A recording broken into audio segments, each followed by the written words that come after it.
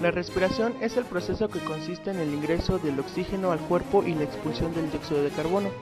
En la respiración, el elemento principal es el aire, que está conformado por elementos como el oxígeno, el nitrógeno y el dióxido de carbono, entre otros. Nuestro cuerpo necesita del oxígeno, por lo cual en el intercambio de gases nuestros pulmones lo toman y se encargan de desechar el resto. Los pulmones son los principales órganos del sistema respiratorio.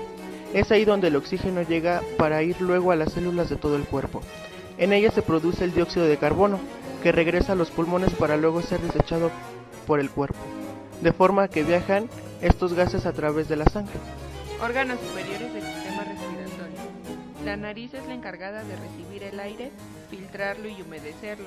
También presenta pequeños pelos que se encargan de retener las impurezas que puede traer el aire inhalado. La faringe ayuda a que el aire se dirija a las vías respiratorias inferiores. La laringe es el conducto en donde el aire se filtra y permite el paso de ésta hacia la tráquea y los pulmones. Ambas están conectadas, así que la laringe se cierra cuando el alimento pasa por la faringe hacia el esófago. Órganos inferiores del sistema respiratorio.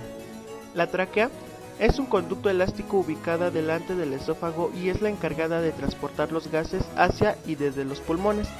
La tráquea se divide en dos conductos llamados bronquios, que se encarga de la entrega del aire a los pulmones. Los bronquios están conectados con los bronquiolos, que atrapan todas las impurezas que logran entrar por los conductos anteriores. Finalmente, los pulmones realizan el intercambio gaseoso con la sangre, para que de esta lleve el oxígeno a todo el resto del cuerpo. Aparato respiratorio. La función del aparato respiratorio es proporcionar oxígeno a nuestro cuerpo y expulsar al exterior el dióxido de carbono. Los componentes que lo conforman son fosas nasales, boca, laringe, faringe, tráquea, pulmones, bronquios, bronquiolos, alvéolos y diafragma. el aire se inhala por la nariz, en las fosas nasales se filtra, se calienta y humedece, luego pasa a la faringe. Laringe. Llega a la laringe, que es el órgano donde se produce la voz. En ella están las cuerdas vocales. Epiglotis. En la laringe existe una especie de tapón llamado epiglotis, que se cierra cuando tragamos para que los alimentos no pasen a las vías respiratorias. La tráquea. Bajando por la laringe, el aire llega a la tráquea, que es un tubo formado por unos 20 anillos cartilaginosos que la mantienen siempre abierta. La tráquea se divide en dos ramas llamadas bronquiolos. Los bronquiolos. Los bronquios penetran en los pulmones y ahí se vuelven a dividir en ramas más finas llamadas bronquiolos. Alvéolos pulmonares. Los bronquiolos terminan en unas bolsitas llamadas alvéolos pulmonares, que están recubiertos de capilares sanguíneos. Los pulmones. Los pulmones son dos órganos esponjosos de color rojizo, situados en el tórax, protegidos por las costillas, a ambos lados del corazón. El derecho tiene 3 partes, o lóbulos, el izquierdo tiene 2 partes. El diafragma. El diafragma es un músculo que está situado debajo de los pulmones. El proceso de la respiración consta en 3 fases. La inspiración, el intercambio de gases y la expiración. Inspiración. Permite tomar del exterior aire rico en oxígeno e introducirlo en los pulmones. Expiración. La expiración permite expulsar al exterior el aire cargado del dióxido de carbono. Inspiración. Al inspirar el diafragma desciende y hace que el tórax aumente su tamaño. Las costillas se levantan y se separan entre sí y los pulmones se llenan de aire. Expiración.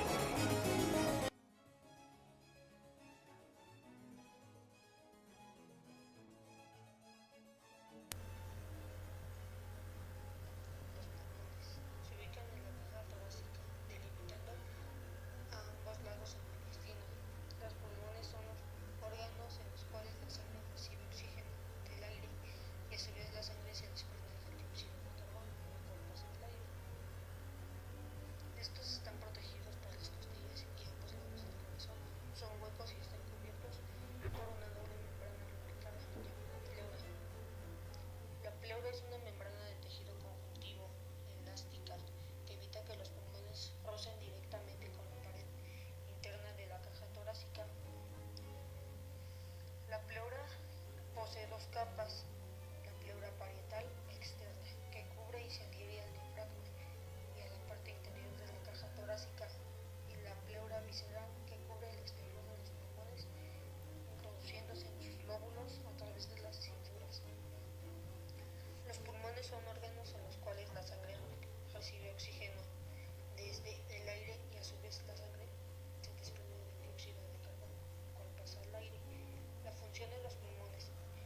realizar el intercambio gaseoso con la sangre. Por ello, los alveolos están en estrecho contacto con los capilares.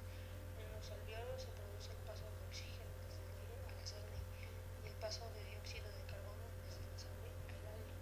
Este paso se produce por la diferencia de presiones parciales de oxígeno y dióxido de carbono entre la sangre y los alveolos.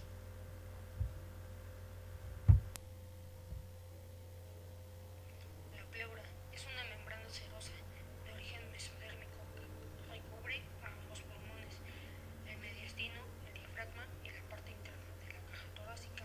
La pleura parietal es la parte externa, en contacto con la caja torácica, el mediastino y la caja superior del diafragma, mientras que la pleura visceral es la parte en contacto con los pulmones.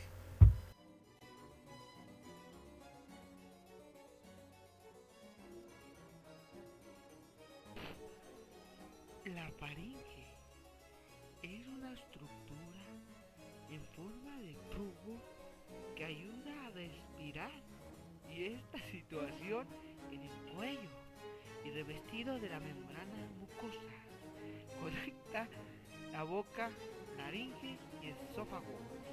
Por ella pasa tanto como aire como alimentos. La faringe es un órgano muscular y membranoso que se extiende de la base del cráneo, limitando por un cuerpo esfenoides y de hueso occipital.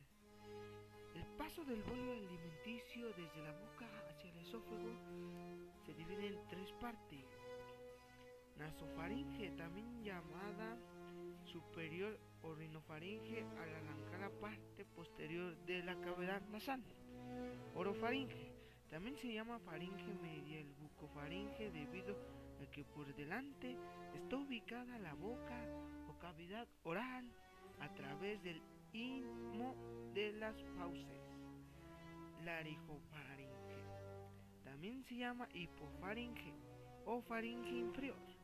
Comprende las estructuras que rodean la laringe por debajo de la epiglotis, como los senos piriformes y en el canal retrocraneado, hasta el límite con el esófago.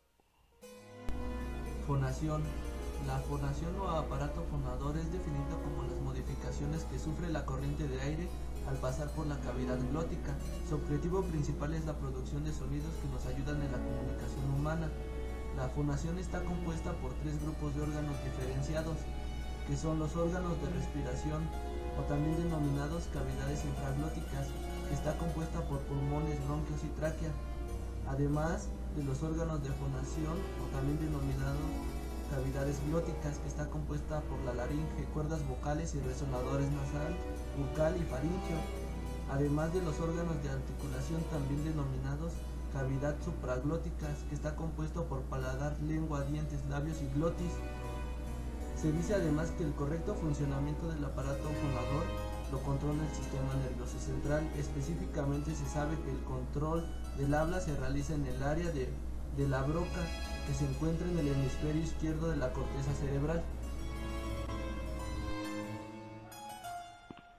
La segunda fase en la producción de los sonidos del habla ocurre en la cavidad glótica. Se define como las modificaciones que sufre la corriente de aire al pasar por la cavidad glótica. La corriente de aire suele ser pulmonar agresiva. La propia cavidad glótica puede ser el origen de la corriente del aire glotal. Las modificaciones están condicionadas por el estado de la glotis y la cavidad de los repliegues vocales, la coordinación de la actividad laringea con otros movimientos articulatorios y el propio movimiento de la laringe. El resultado de la modificación de la corriente de aire es una onda sonora, es decir, una fuente audible de energía acústica, vibración de las moléculas de aire. En esta onda sonora resultante será modificada posteriormente en las cavidades superglóticas o articulación. Los tipos de fonación suelen ser básicos. Suele describirse en una serie de tipos básicos o modo de fonación, aunque existan multitud de tipos intermediarios, que pueden ser sordez, sonoridad, oclusión glotal, murmullo, laringolización. Además, la combinación de los tipos básicos da lugar a tipos compuestos de fonación. No todos los tipos o modos de fonación tienen una función o papel fonológico en las lenguas del mundo. Los tipos de fonación o estados de la glotis más utilizados fonológicamente por las diferentes lenguas del mundo son los adaptados para producir sonidos sonoros, sonidos sordos. Los diferentes tipos de fonación se suelen clasificar según grado de abertura de la glotis, vibración o no de los pliegues vocales, cantidad de la energía acústica. Tráquea, conducto musculocartilaginoso, impar, medio, simétrico, ubicado en la línea media y destinado a llevar aire de laringe a bronquios y viceversa. Mide 12 centímetros de largo, tiene numerosos anillos superpuestos unos a otros con un espacio posterior no cerrado por cartílago y cubierto por músculo liso. En su extremo superior se relaciona con la laringe por intermedio de cartílago tiroides y en su extremo inferior con los bronquios puentes derecho e izquierdo. La función de los anillos es reforzar a la tráquea para evitar que se colapse durante la respiración. La tráquea está tapizada por una mucosa con epitelio cilíndrico y ciliado que segrega mucus. El moco ayuda a limpiar las vías del sistema, gracias al movimiento que los cilios ejercen hacia la faringe. El moco procedente de la tráquea y de las cavidades nasales llega a la faringe y es expectorado o deglutido. La tráquea tiene la función de llevar el aire desde la laringe hacia los bronquios. Bronquios son dos estructuras de forma tubular y consistencia fibrocartilaginosa que se forman tras la bifurcación de la tráquea. Los bronquios tienen una capa muscular y una mucosa revestida por epitelio cilíndrico ciliado. El bronquio derecho mide de 2 a 3 centímetros y tiene entre 6 y 8 cartílagos. El bronquio izquierdo mide de 3 a 5 centímetros y posee entre 10 y 12 cartílagos. Al llegar los bronquios a los pulmones, penetran en ellos por el hilio pulmonar, acompañado de vasos sanguíneos, linfáticos y nervios, iniciando su ramificación. El bronquio derecho se divide en 3 ramas superiores. Mecanismos de inspiración y expiración. En la inspiración, el diafragma se contrae, así como los músculos intercostales. Las costillas se elevan, el volumen de la caja torácica aumenta, los pulmones se hinchan y entra aire cargado de oxígeno a ellos. En la expiración, el diafragma se relaja y descienden los músculos intercostales. Las costillas se comprimen, el volumen de la caja torácica y el aire disminuye. El dióxido de carbono sale de los pulmones.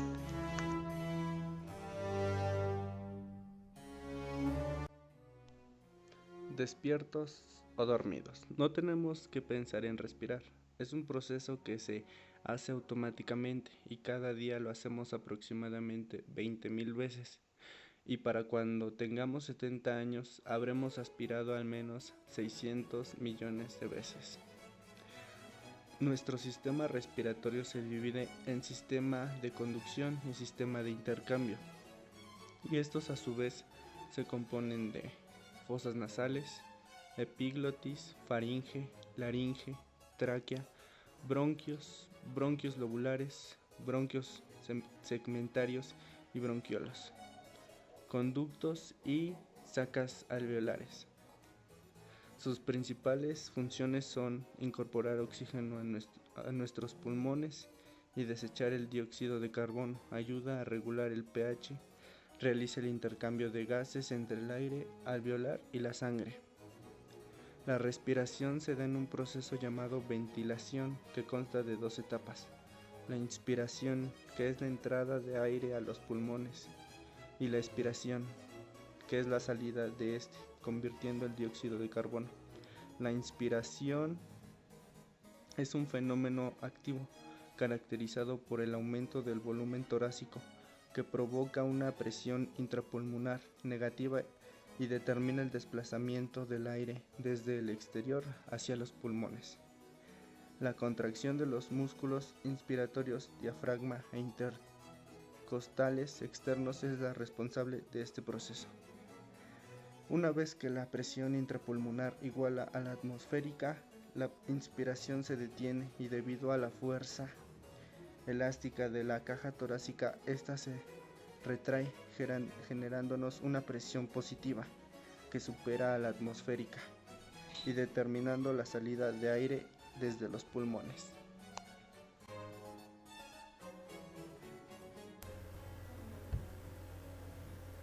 Capacidad pulmonar. Es el aire que obtienen los pulmones al inhalar. Un humano puede obtener alrededor de 5 litros de aire en sus pulmones, pero esto se disminuye al momento de inyección.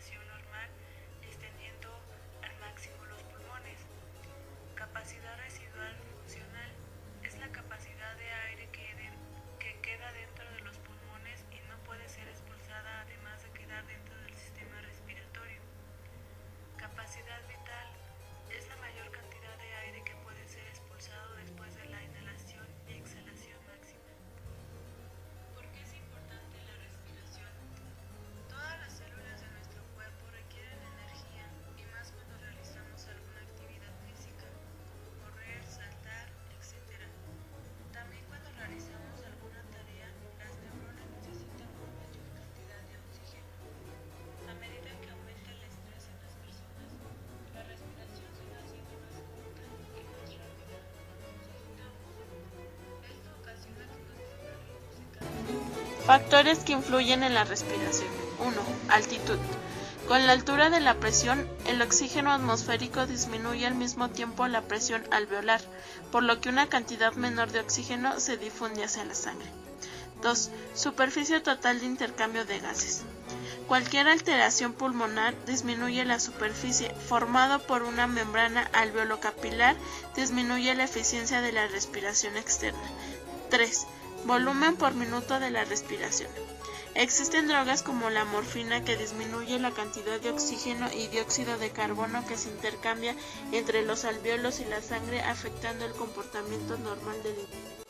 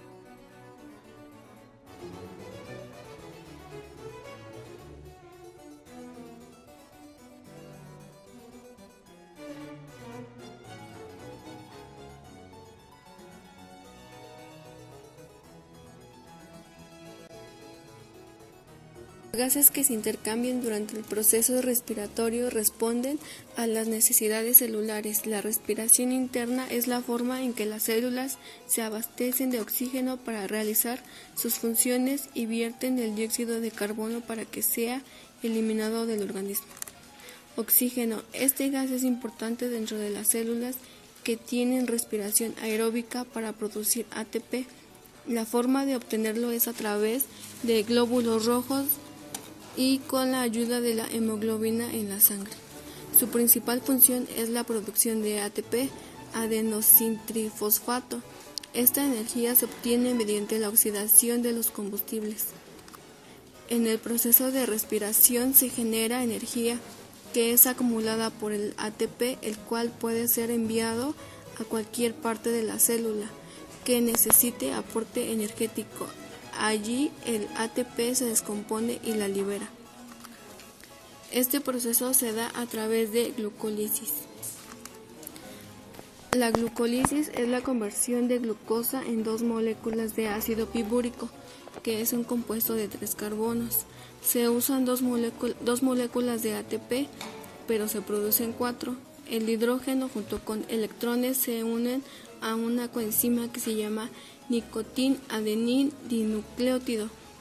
La energía restante se libera al romperse cada. Fenómenos respiratorios. Los fenómenos respiratorios se dividen en 2, químicos y mecánicos. Los mecánicos son inspiración y expiración.